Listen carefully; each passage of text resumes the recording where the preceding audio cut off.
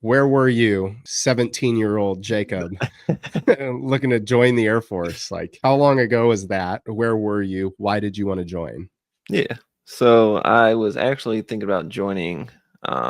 I made up my mind freshman or sophomore year, and I went to go talk to a recruiter. But at the time, I was on Adderall for ADHD. So the recruiter was like, "We want to see you off, medication to make sure you can still, function properly." So I was like, "What? Kind of sucks. Now I have to wait a whole year to actually, kind of get things going." So I waited a whole year, did fine without it. Went back to the recruiter around, I want to say it was junior year. Kind of got the process going. Joined the DEP program, and then got my job. Probably I was only in DEP for probably like 3 months, and then they're like, "Hey, we got you a job." Of course, it was open general, so it wasn't really a job. It was just, we're gonna get you out real quick. yeah, we can get you out like pretty quick. So yeah, I graduated high school in June 2015, and then in August 2015, I shipped out. So I shipped out as an open general. Didn't know my job at the time. Didn't find that out until towards the end of basic training. What was on your list? Open general jobs. You could fill a list out with open general jobs. I don't remember what all was on my list. I only remember the top two because I kind of did my research on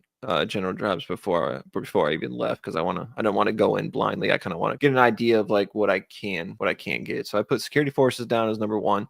How much information existed back then?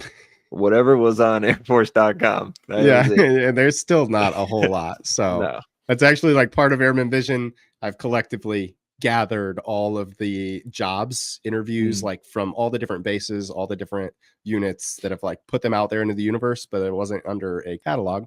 Yeah. Brought everything under one umbrella into one place to make like playlists, make it easy for everybody looking for information. Because me too, in 2012 and 2013, when I joined, that was the same problem I had. I was like, what are these? Like, I have a video of me like reading some of these, and I'm like Googling them with my friends, and I'm like, I don't even know what this is. Like, not even really like Google information, let alone a video or any real description about it. It is very important that you research and have some sort of idea, because you're not going to get much time to research once you're at basic training. No, So 100%. I think it gives you like a 2-sentence like description of like what the jobs were. It's like a book with just like snippet description. Yeah, like it's probably you're gonna now, work on planes, and you're like, oh, okay, like that's it. That's the only description I have to base my next 6 years off of. Yeah, if I talked to my recruiter about it, he's like, "Oh yeah, I got a buddy in this job. He says it's cool." Okay, so yeah, I went to basic. I put security forces down as number one. Material management, which I ended up getting, as number two. I think we found out, I want to say the second to last week of basic training. Yeah, I found out I got material management. So I realized that I was going to stay at Lackland for tech school. That was a quick little bus ride straight from, I was gonna say, basic training right down the road. They're like, we're leaving, and then you're like, I'm staying. Yeah, it wasn't bad. Tech school was fun. Our tech school was only 30 days long. That was one of the reasons why I chose this job. I didn't want to be in a tech school for super long time. Like, I was looking at a bunch of these different jobs that were like 4 months or 6 months tech school. I was like, I just want to. Yeah, mine was 4 months, but it was in Florida, so Must be nice. Couldn't really complain. Man, that's like crazy fast turnaround too. Like, you guys get there and you like start learning your job and get your orders and get taught what tech school is like just in time for you guys to leave tech school. Like, how do they even train you guys and in-process you to the training unit? Because by the time you guys learn how tech school works, you literally are like already out the door. Yeah, well, some people don't get classes, only a certain amount of classes. So, so sometimes you might be sitting in tech school for like a couple weeks before you even start classes. People that I kind of was in basic with that also got material management, all kind of got in classes right away. So it wasn't like a very long turnaround for us. At one point during tech school is like when we kind of got selected for our first duty assignment. But on my dream sheet, I didn't put any overseas. I wanted to be close to home in Ohio. Wasn't interested at all going overseas. So why didn't you join guard from the get-go? So I didn't know about AGR at the time. All I knew was guard was just, your part-time weekend warrior. And that's not what I wanted to do. I wanted to come out of tech school. I didn't want to do college. I didn't want to do any of this. You wanted to be a real man and serve your country full time. It's right. I wanted to be an American warrior. We got notice that we got our assignments. I want to say it was after class, and I don't remember where we went. I don't know if it was like the library on base, so we can log into a computer and look. Yeah. But I just remember we all went there, and I just remember looking at the screen, my heart sank because that thing said Kadena, Japan. Son of a gun. I do not want to get sent overseas. Down on the slopes for like a week. That is crazy because 99% of people that would have seen that would have been like, oh my gosh, I just hit the lottery. I'm the luckiest person alive. Like, this is crazy. Everybody wants to go here. I would say it's pretty 50-50 of what my class got. Half of us got stateside, half of us got overseas. I think I was the only one that got Kadena. There was a couple that went to, what's the other base in Japan? Yokota and Misawa. One of them got Turkey. I remember going to class the next day and we were all kind of talking about our assignments. And of course, people were kind of, talking up like, didn't really want to go here, or man, I would love to go here. So our instructor for our job was like, you guys can like swap assignments. I was like, ding, ding, ding, ding, ding, ding, ding. So I'm asking everybody. I was like, who wants to go to Kadena? You get pick of the litter there. That's right. It's like that SpongeBob episode where he opens up the golden, jellyfish net, and I was like, Kadena. Luckily I had this female in my class that got orders to Moody, but she was from Georgia. She didn't want to go back home at all, so her and I ended up switching. Imagine how her family felt. They were like, you're coming back home, and then she's like, I'm going as far away as I can.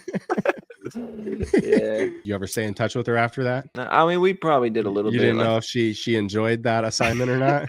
No, you're like, what could have been for you? See, the timing, my graduation for tech school was kind of buns. We graduated tech school on December 3rd. Obviously, you don't build up enough leave from basic training all the way to tech school, and then especially because your tech school was like 4 days long. So right, exactly. So I was like, I really wanted to be home for Christmas that year because it was December. It would be my first Christmas away from family. And you're an American.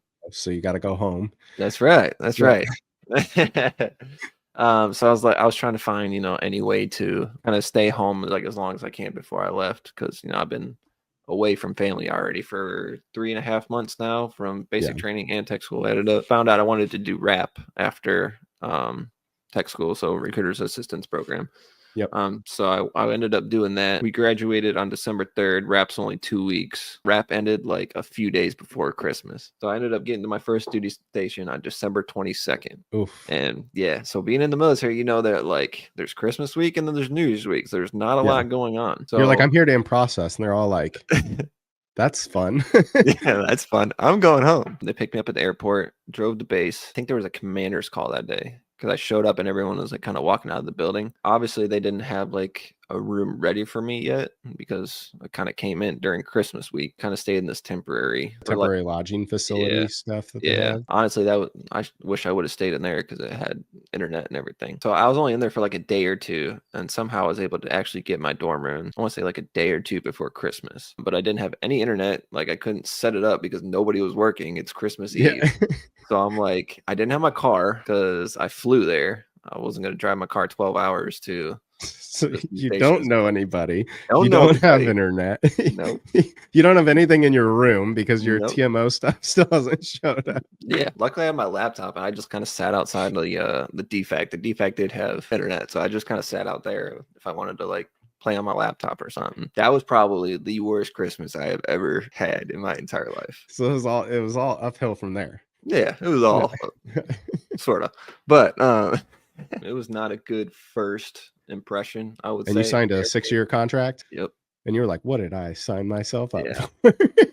I mean, in the back of my head, I was like, I know, like, this is not the Air Force's fault. It's just how the cards line. Like, you're like, I'm an American hero.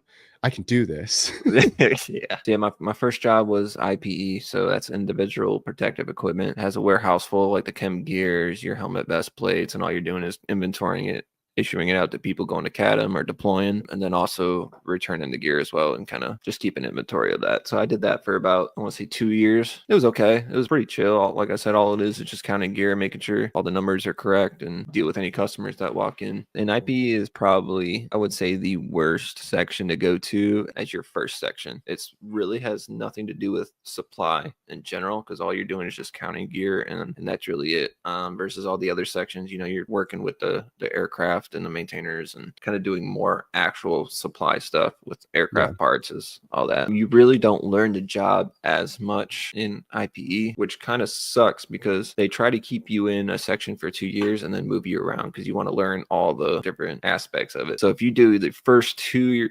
years in IPE, you start testing for staff and they test you on every single different section. It's like, well, I haven't really worked anything, but I guess it is on you to kind of study and learn those other jobs. And so after my 2-year mark, they were getting ready to move me, and then I got noticed that I was going to deploy. So that was in 2018. Deployed to Al Udeid, Qatar. We left on New Year's Day 2018. That was a trip. You're like, what is up with holidays and my military experience? No kidding, dude. Yeah, that was an insane New Year's Eve. I don't even think I slept. I was ready, but I was also nervous. Deployed to Qatar, and then what do you know? Did IPE out there for 6 months. I'm like, this is great. 2.5 years of IPE. Woo! They're like, you know what you're doing in this section, so here you go. Pretty much, but out there was like a whole nother monster. Like they have a 150,000 square foot warehouse for just IPE stuff. What is like a normal sized warehouse? Like that sounds big, but like I don't know. Like it's huge. So I don't know, 20,000 square foot. I guess it depends on the base, right? The Superdome of IP. The warehouse I worked in at Moody, you could probably fit 5 of those warehouses in the warehouse in Qatar. Like this thing was massive. Loved pretty much every second of it. Met a lot of cool people. Met a lot of guard people out there. So that kind of sparked my interest right there. And that's kind of how I found out about the whole AGR because there was AGR guys out there that I worked with. And that was 7 years ago. So that kind of sparked my interest. I was like, well, you could do this full time. They're like, yeah, you don't have to PCS. You just doing exactly what you do. And live the dream. Exactly. Oh, you don't have to test for rank. Okay, cool. So yeah, I didn't really think too much about it. Like I knew I wanted to do guard kind of starting there. I get back from my deployment, and of course they throw me in the busiest supply section on base, which was A10 DMS, which is decentralized maintenance support. And what we do is we pretty much just work with the maintainers, ordering all their aircraft parts and kind of keep an inventory of. They're like, I need this washer, I need this nut, I need this Pretty bolt, much. I need You got a part all number? 8,000 things of Give me this. some. Yeah. Yeah, We used to God, order give me stuff like some. nonstop from supply for maintenance. And so it's Yeah. like every day, you know, we could be putting in like different rivets and different Yep. bolts and Yep. tools, everything. That was probably my Nitro favorite job. gloves on like steady flow. Just Yeah.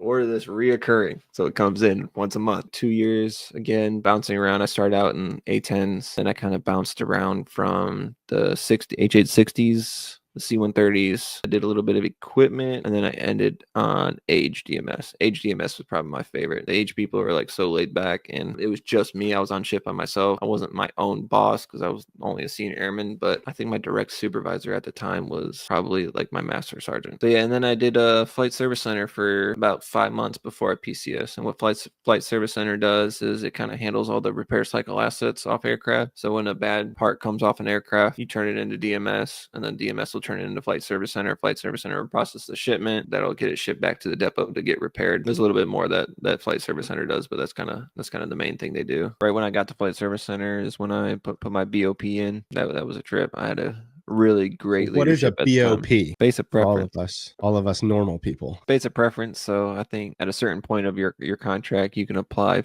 different bases to hopefully get orders to those bases. Doesn't always get approved, but it's definitely a route that a lot of people take. I had really great leadership at the time. I was working with my senior. She was, bless her heart, for helping me out. Thanks for the super chat, Frank. I still wanted to get back closer to home. Tired of being away for all the holidays and everything, so I still want to get close to home. It's a good thing you didn't go to Japan, man. You'd have been like, give me back. I'm moving back to Ohio now. Yeah, she told me like, okay, Right Pat doesn't have any openings right now. So I looked at Scott's in Illinois. It's only 2 states away. It's a lot closer than Moody, which is 12 hours away. Didn't have any openings. So she's like, look into Langley. So I was like, okay, kind of looked into it. It's closer to home. At this point, I was like, if I can't get closer to home, I might as well be at a place that I kind of enjoy, but also not too far away. So I looked into Langley. She's like, it's got a bunch of spots open. If you want it, go ahead and put it on your dream sheet. Applied for BOP, put only Langley on there. By 9 o'clock, I got orders for Langley. Dang. It was super quick. So yeah, I kind of did flight service center from last little bit, all the way up until I left. I left for Langley in February 2021. So you got here, then worked at the SCOS, which is Supply Chain Operations Group. And what we do is we kind of handle stock control for all the bases. And then we also handle all the airframes MICAPs. For anyone that doesn't know what a MICAP is, it's pretty much a high priority maintenance back order for any part that's grounding a jet. The jet can't fly without it. They put it on a high priority order, and what we do is we kind of work those orders, trying to figure out where we can get a part from to fill that order because they don't have any on base. So I've been doing that kind of ever since. Go back. This is 2019. So this is when you were just talking about this, like right here. This is the first time we met in person, which was 6 years ago. That doesn't even sound real. Jacob is like 87 feet tall. I'm 6 foot tall. Shows you anything. This is the only time we've met in person, isn't it? No, because I came out to Vegas on a TDY during DNS. Oh yeah, you came over to my house and made fun of my cat. Yeah. I don't know who I was cracking up with. I don't remember his name, but oh my gosh. I still have Mark. That was probably my second favorite TDY that I went on. Oh, rude. My favorite one was the SpaceX TDY. Now that one was cool. Oh. Watched the first human space flight with Bob and Doug. They went up in that SpaceX rocket. We were there for rescue and recovery if it needed to go down with the 60s and C-130. It was cool because I actually went up in a helicopter. We were there with PJs and they wanted to do some like water training or whatever. I swear that helicopter dipped that tail in the water. That's how close we got to the water. They were like throwing ropes out the door and I'm just sitting there. I'm like, we're going in the water. You're like, I have not been trained for this. I'm just a supply guy. I don't like heights, but I rode an HH-60 last year before getting out. We were like up over the mountains, like way up. Doors open, feet hanging out, like sitting on the edge. I felt more comfortable there. Literally thinking about it right now is making my hands clammy. Going up to the edge of a building, like a skyscraper, and looking over the edge. Nope, screw that. But sitting on the edge of an HH-60 with my feet sitting out, and I just have this like strap hooked onto my back, and that's it. I could do that just fine. Wasn't scared. The only thing I was scared about, I was like, okay, if the doors are open and that helicopter goes to turn, you are facing straight in the ground. I'm like, how do you not fall out? Force. But it's physics, that keeps you in. I think that was the trippiest thing for me. It was cool. Like on our way back, we just like flew parallel with the beach, and everyone was just kind of like waving up at us. Like it was so cool. We were just waving back. Oh, American hero. I was like, American Airman. Been here at Langley since February 2021. I liked the Air Force up until then, and then I got to Virginia, and then I really liked the Air Force. I had amazing leadership. I was struggling to make staff. I'm at my last base, struggling to find a motivation. Then I got to this base, and my mass sergeant at the time, who I still talk to today, he kind of helped me out, like all on the civilian side too. He's awesome. Kind of was that mentor that I really needed. So yeah, I got here in February, made staff right when I got here, put on in September that same year. So definitely had a lot of good mentors here. So yeah, I've been kind of working at the SCOS. I was working with the bombers pretty much for 3.5 years, almost 4, almost my entire time here. Then I was working with the ICBMs for like the last 6 to 8 months. Me and my wife started having kids, 2 kids here, kind of where my mindset really started to change from active duty to kind of looking at other options. I was trying to get even closer to home again. For the most part. They told me, I want to say it was in 2023, after 2 years of being here, they told me, hey, there's a deployment coming up. Like you haven't deployed since 2018, so you're going to be kind of towards the top of the list. We had just found out that my wife was pregnant with our firstborn. They came down and was like, hey, deployment testing come down, but we need you to go. So I'm like kind of distraught because the way it was lined up, my son was going to be born in April, and the way this deployment lined up was we would leave in October and kind of get back around April. So it was kind of cutting it close. And I don't want to miss this. This is my first kid. Like, there's got to be another way. And luckily, my military's like, yeah, it's fine. Just have another one.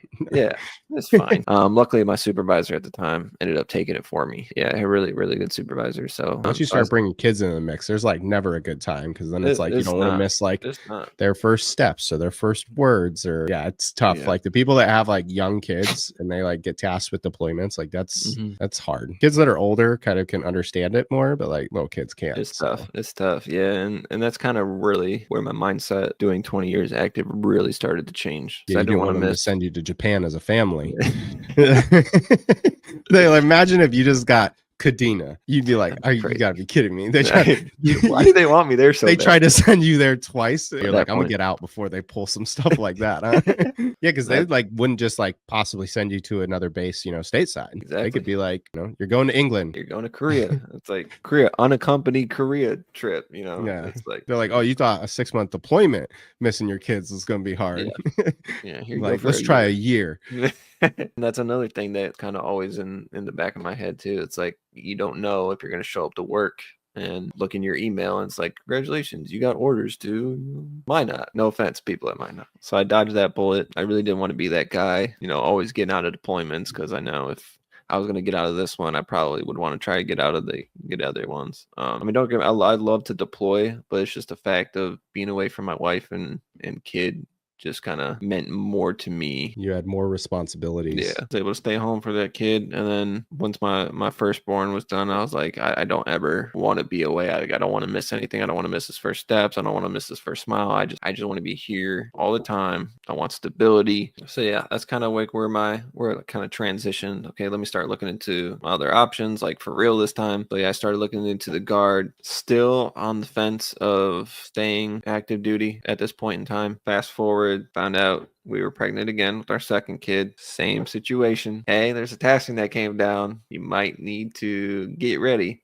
Luckily, by the hand of God, I was class 3 for dental, meaning that you are not deployable. That saved me on that one. So at that point, that was like the straw that broke the camel's back. Like, you're like, I'm not chanceless for a third time. I'm not. Yeah. No, it's just like I need stability at this point. Like there's too much unknown. There's too much uncertainty of. You're like, we're gonna have a third kid, and then they're gonna be like, hey, another deployment. Pretty much at this point in time, I'm 9 years looking back at it. I'm like, I'm tired of missing all these holidays. Like that's 9 years of being away from family. My parents are getting older. Health's kind of going down. It's 9 years that I've only seen my parents once or twice a year. And those were their healthier years. Yeah. Yeah. That's so the it's hard like part. it's keep going down, and I'm missing so much time away from family that I'll never get back. I'm gonna go Guard, kind of pick where we didn't want to give up on the Air Force yet, though. No, yeah. I still wanted to do this full time. Like I said, I love the Air Force. I love the mission. I love serving. I wanted to do it full time. I didn't want to get out, do it part time, find a civilian job. So I started browsing around, trying to get as much information on the Guard as possible. We're kind of figuring out where we want to plant roots at, because in the Guard, you kind of choose where you want to go. Once you're there, unless you choose to move to a new location. One thing I like about the Guard, you're not going to walk into work one day and say, hey, you got orders to Kadena, something that I don't want to do. But then they're going to be like, hey, we have a deployment to Kadena. At your Guard unit. I was there for 3 years, and we would have Guard guys come and be like, yeah, I'm deployed here right now. And I'm like, what? Bro, I live here. Like, what do you mean you're deployed? And I knew at the time that, Guard still deploys. Guard still goes TDYs. But it's the fact that I would rather deploy when my wife and kids are within a drive distance from home, and not me deployed and my wife and kids are 9-10 hours away from home with no help. Kind of, also solidified. So we were trying to check off the pros and cons of both. Worst case scenarios, if you have to miss stuff, there's other people there to support your wife and kids. Versus active duty, it's like you always find yourself by yourself. Like my wife and I, we've only had one date night since my first kid was born, and he's 2 now. Kind of figuring out, where we want to plant roots at. We looked into a bunch of locations. We looked into Tennessee. We were kind of dead set on Tennessee for a little bit. So we started looking at the housing market out there, and we're like, no, way too expensive for those houses. So we're like, let's kind of look into Kentucky or maybe Indiana. In my mind, I know I wanted to go straight from active duty into AGR. What made me mad about this is I found this out way too late. So you can apply for AGR slots as active duty at any point in your career. That's something I did not know. I was under the impression you only had to do it within a certain window. So your Palace Chase, Palace Front. All the cards have to align perfectly for this to happen. There has to be a slot open for AGR at the base, at the Guard unit that you want within that time frame of your contract. I'm like the chances of this actually happening is like slim to none. It wasn't until I talked to the Guard recruiter on base. Of course, this is 9 years active duty now. He's like, nah, dude, if you're active duty, you just apply for Guard slots, at any point in your career. There's no, even if you just re-enlist, you can apply for a full-time Guard slot. So that really pissed me off. I was like, done this, 8 years ago, something like that. And another thing I was running into when I was applying for AGR positions is that they kind of choose who the area of consideration is for. Each state has a National Guard website that shows you what they're hiring for AGRs. It'll kind of show you the job that's available, what rank it is and all that. Click on it, it'll say area of consideration. A lot of times it says only current members of the Guard only. and not worldwide. So if you see it on there that says only current members only, that if you're active duty, you're going to get disqualified if you apply for that because it's only for current members of that unit. So that was kind of one that I was running into. I had a couple AGR slots that came up for the guard unit I'm going to, wanted to apply for, but they were only available to current members only. So They I would said, put in my application and the state would come back and say, no, you were disqualified because you're not a part of this unit. Yeah, you weren't in the cool kids club. Sorry. I know. They're giving their part-time guys in their unit first dibs. Yeah. And if I mean, nobody that is currently stationed at that base wants that, then they'll push it to global. Which understandable is obviously makes sense if they're more willing to hire somebody that they see working, once a month versus imagine you being there and you want that spot and then they just give it to some schmuck that just wanted to get out of active duty. Once I saw that, I'm like, okay, I'm just gonna have to go part-time, get my foot in the door, and I show them, that hey, I've been doing this the past 10 years. I'm actually good. But now that you're gonna be assigned to that unit, the next time that one opens, it's gonna open up internally. Yes. So then you would get first dibs now. I guess in a way you kind of have to like do your time as the part-time guy before you can become the full-time guy. So like I said, it's definitely possible to go straight from active duty to AGR, but it's a lot harder because like I said, everything kind of has to line up. So that's when I kind of, started my out processing from active duty. And then that's kind of like where they kind of help you transition to the civilian side and looking up civilian jobs and all that. So I was building up my LinkedIn account, building up my resume. So I got a super good resume built up for me. And then I just started applying for jobs and I was getting interviews left and right. I was like, I never really interviewed for anything before because I'd just been doing military for the past 10 years. And before that, I just worked at Taco Bell for 3 years in high school. So I really didn't know anything. The reason why is because you had 10 years with the military, and a lot of people have like resumes coming in where I was with this company for a year and I was with these people for 3 years, and they're like, yo, this guy stayed with somebody for 10 years. He's a worker. So I was getting interviews left and right, and it was for jobs I actually really wanted. But the problem I was running into, they were looking to hire, like that month or like, hey, can you start in 2 weeks now? And you're like, let me talk to Sam about that. but I started applying for jobs. This is back in November, but they're like, okay, when can you start? I'm like, July. You're like 8 months from now, 9 months from now, and they're like, we need somebody today. It gave me at least hope you got some for the interview future. experience, which was like super helpful. And that's why I kept applying all the way until now, because I was getting interview experience.